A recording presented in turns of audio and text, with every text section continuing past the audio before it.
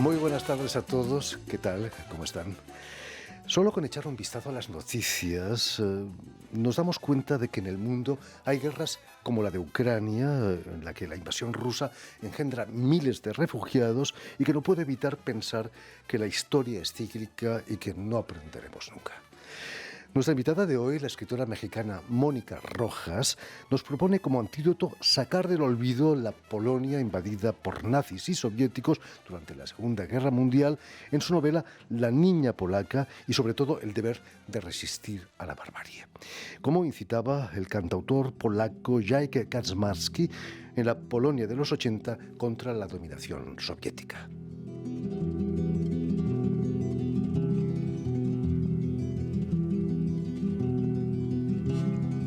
On natchniony i młody był, ich nie policzyłby nikt. On im dodawał pieśnią sił, śpiewał, że blisko już świt. Świec tysiące palili mu, z nad głów podnosił się dym. Śpiewał, że czas wyrunął mur. Oni śpiewali wraz z nim.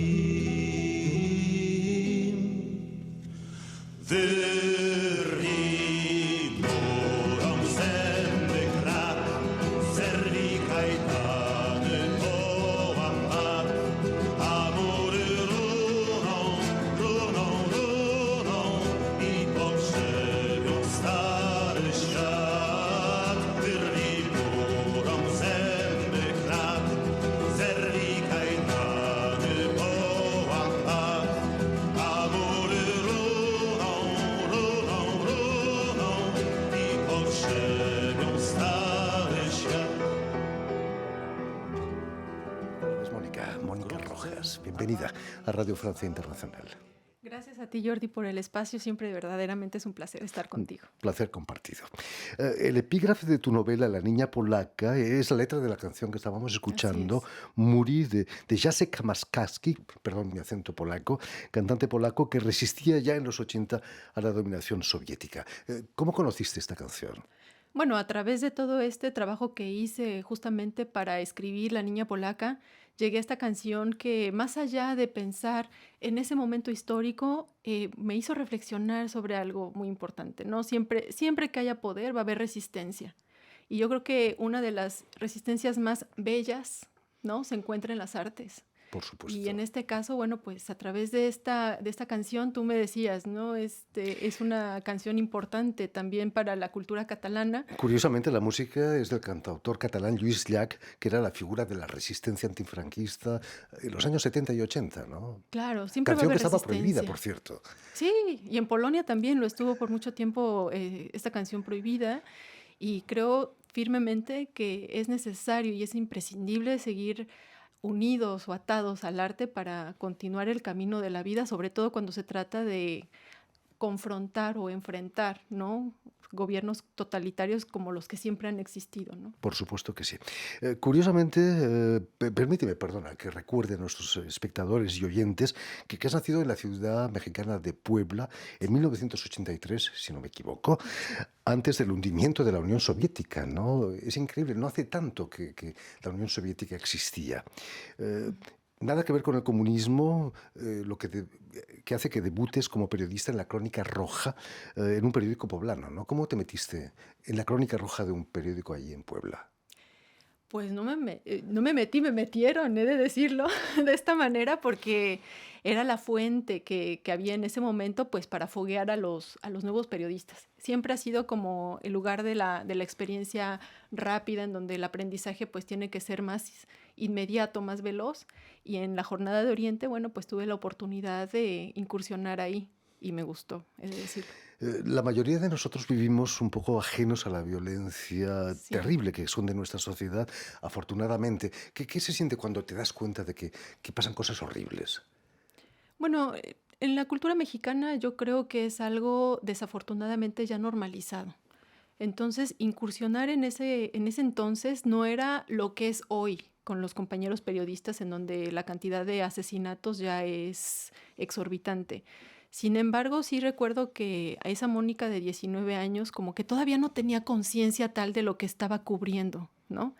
Y fue a lo largo de los años cuando me di cuenta de que pues era una situación que se tendría que cambiar o por lo menos desarrollar el pensamiento crítico de quien está del otro lado del televisor o del periódico o de la radio, para seguir diciendo con voz alta y firme que eso no es normal y que no está bien.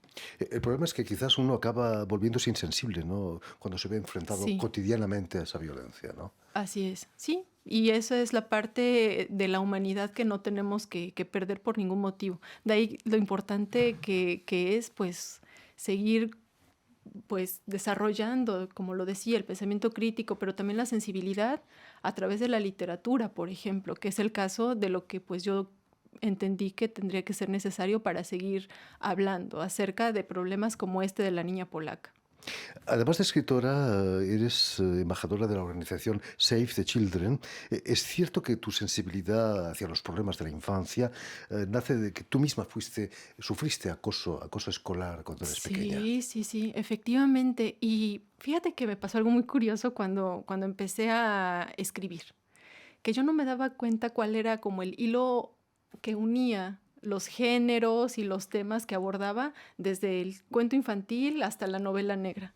Y después de mucha reflexión me di cuenta que era justamente la infancia. Si algo tiene que ver en mis temas, ¿no? Es las problemáticas que sufren las diversas infancias.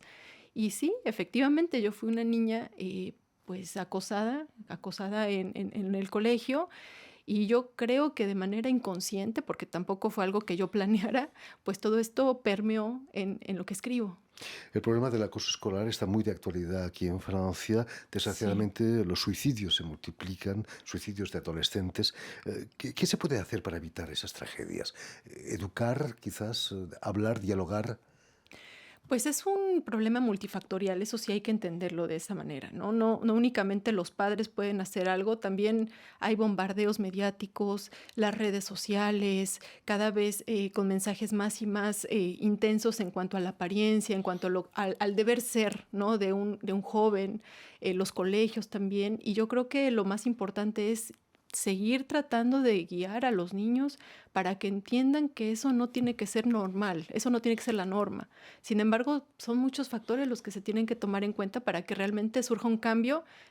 No sé si en esta generación, pero sí en las siguientes, ¿no? La adolescencia, además, es una edad muy frágil, ¿no? No nos damos cuenta de la fragilidad de los adolescentes. Así es. Y yo creo que ahí también tiene mucho que ver lo que escribo. Porque, por ejemplo, en el caso de la niña polaca me han preguntado muchas veces, ¿por qué una niña? Y siempre la respuesta es, las más vulnerables de las vulnerables, en cualquier área de conflicto, en cualquier situación social, en cualquier guerra, son las niñas. Y valía la pena y era importante para mí poner el punto o el foco de la trama justamente en eso. Es una provocación, podría decir. Mónica, ¿te has sentido alguna vez como una mariquita azul en un jardín lleno de mariquitas rojas? Es el título de uno de tus libros, precisamente. Sí, sí, sí me he sentido. Hace 8 años que vivo en Suiza y bueno, pues a través de la migración entendí que pues justamente ese proceso de integración no tiene que ver únicamente con el migrante, sino también con quien recibe al migrante. Si esto no se toma de esta manera, si este fenómeno no se entiende de esta forma, pues no va a haber integración posible, ¿no? No va a haber convivencia posible, porque siempre al migrante, ¿qué le dicen? Tienes que integrarte, pero si del otro lado no hay un recibimiento, pues entonces las cosas pues hacen que las mariquitas azules sigan siendo azules y las mariquitas rojas sigan siendo rojas. ¿En la escuela también te sentías mariquita azul también o Oh, no? sí. Sí, sí, sí, sí, pero yo creo que todos en algún momento nos hemos sentido mariquitas azules. Afortunadamente, ¿no? Quizás viva la diferencia, como decía alguien. Claro. Save the Children es una organización que se fundó hace más de 100 años para defender los derechos de la infancia, sobre todo en los conflictos bélicos, ¿no? Algo que está más que de actualidad, desgraciadamente. Sí, hace ya más de 100 años que Ellen Danger, una mujer que fue muy visionaria en Inglaterra, pensó que era importante proteger los derechos de los niños derechos especiales y no únicamente fundó Save the Children, sino que fue precursora de los derechos de la infancia. Y a partir de ahí, bueno, pues empezó a extender esta visión, este ideal. Sin embargo, se sigue andando y se sigue viendo el objetivo distante y cada vez más distante, ¿no?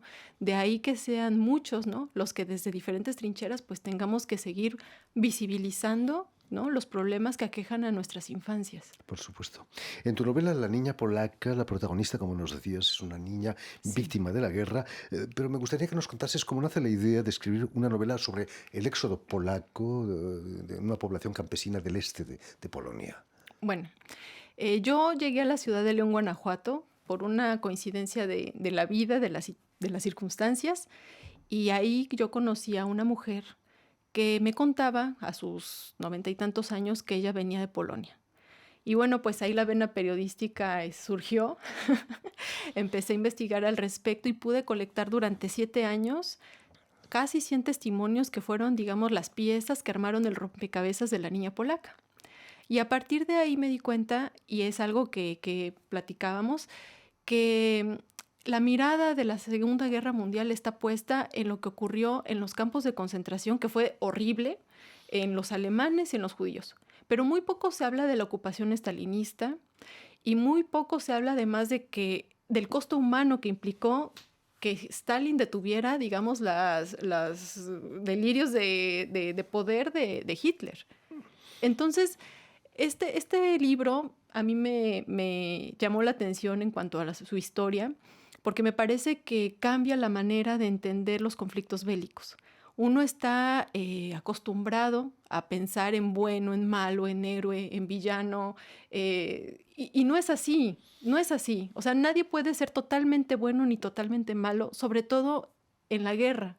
Y esto es una muestra, porque muchas veces también me ha pasado que me digan, es que eso no ocurrió, es que Stalin era bueno.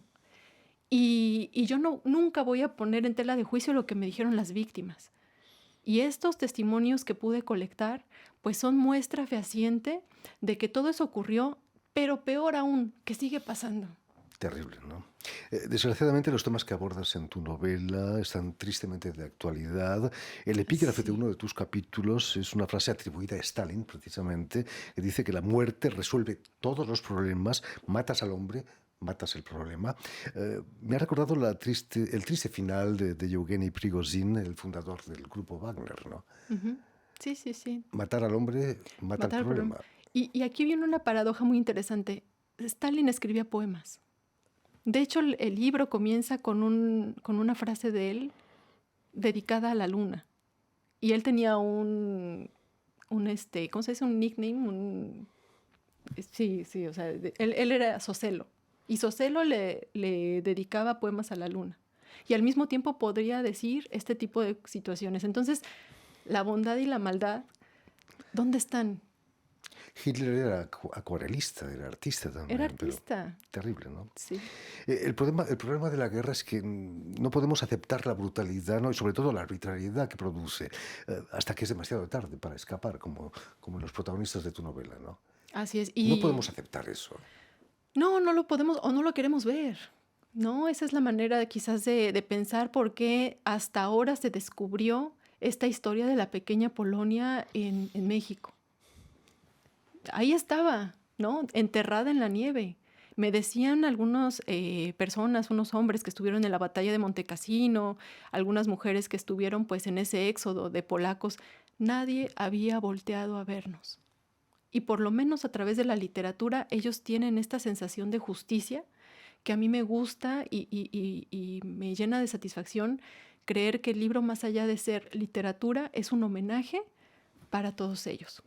Esa incomprensión lleva a preguntarnos por qué miles de polacos, de judíos, de católicos, de ortodoxos, aceptaron subirse a trenes sabiendo que iban a estar internados en campos de la muerte, ¿no? Y no tenían opción. O sea, cuando llega el Ejército Rojo, Pero nadie tuvo la idea de rebelarse a pesar de los riesgos que eso podía comportar. No. O sea, por ejemplo, en los campos de trabajo forzado, en los gulag, me platicaba una de las mujeres que me regaló su testimonio. Eran menos 40 grados. Era trabajo forzado a menos 40 grados. Las barracas no podían hacer nada en contra del frío. Y nosotros apenas si podíamos hablar, porque el cuerpo lo que hace en esas condiciones es querer ahorrar energía. Entonces ni siquiera comunicaban porque hablar significaba gastar calorías innecesariamente. De Terrible. ese nivel era la tragedia. Hacía que el tiempo se fuera larguísimo, ¿no? Larguísimo, larguísimo. Y cuando decían que había día de descanso, ellos preferían trabajar porque si no el cuerpo se les congelaba. Qué horror. Así era.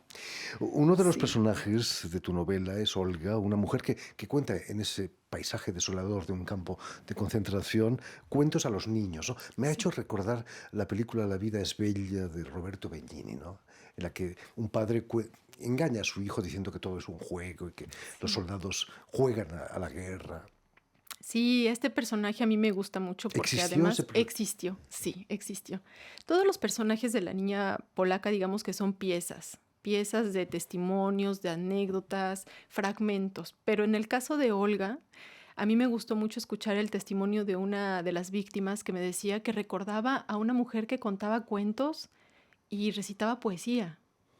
Y que entonces de pronto a las niñas que se encontraban pelando papas, ¿no? Porque eran chiquitas y era a lo que podían dedicarse, les empezaba a contar acerca de la belleza de la nieve combinada con el amanecer.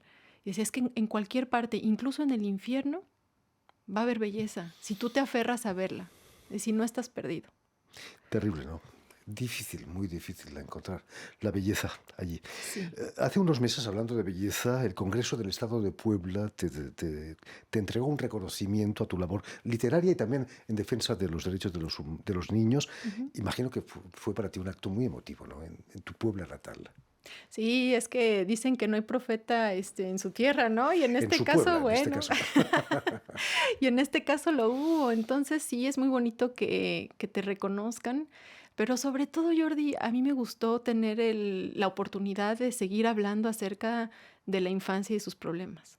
No perder de vista eso, ¿no? Encontrar siempre espacios de locución para seguir insistiendo en lo que ya sabemos. Es que ya lo sabemos todos, que ser niño o niña, y sobre todo en países como en México, es bien complicado. Entonces, tener por lo menos ese espacio para seguir diciéndolo fue lo que a mí me gustó más. Estás participando aquí en París en los encuentros internacionales de literatura hispanoamericana. Imagino que vas a hablar de defensa de los derechos de la infancia. Sí, claro. Siempre que se pueda vamos Sigues a siendo hablar de eso. embajadora de Save the Children, ¿no? Así es, así es. Y de hecho, a través de la literatura, a través de historias como esta de la niña polaca, Lobo, que también es una novela de boxeo en la que el protagonista es un muchacho de la periferia en Tijuana, que bueno, entra al crimen, al mundo del crimen, porque pues no hay ningún otro espacio o aparato que sostenga su vida, pues son, digamos, buenas razones para seguir hablando de la infancia. En fin, pues ya lo saben, La niña polaca, novela de la escritora mexicana Mónica Rojas, ha sido editada por Grijalbo en Sí. México, del grupo Penguin Random House. Muchísimas gracias, Mónica, por haber estado aquí con nosotros. Mucho éxito con esta novela y con todo lo que hagas. Pero permíteme también que dé las gracias a Vanessa Loiseau y a Suel Kedir, quienes se han ocupado hoy de la realización del programa, y también saludar a nuestros telespectadores, porque también los tenemos que nos siguen en toda América Latina, seguro que en Tijuana o en Puebla también, gracias a la cadena Unión Continental Latinoamericana y una red que se llama Red Tal, que reúne televisoras públicas y universitarias de toda América Latina. Y a ustedes, muchísimas gracias por su atención y les damos cita para una nueva edición de El Invitado de Radio Francia Internacional.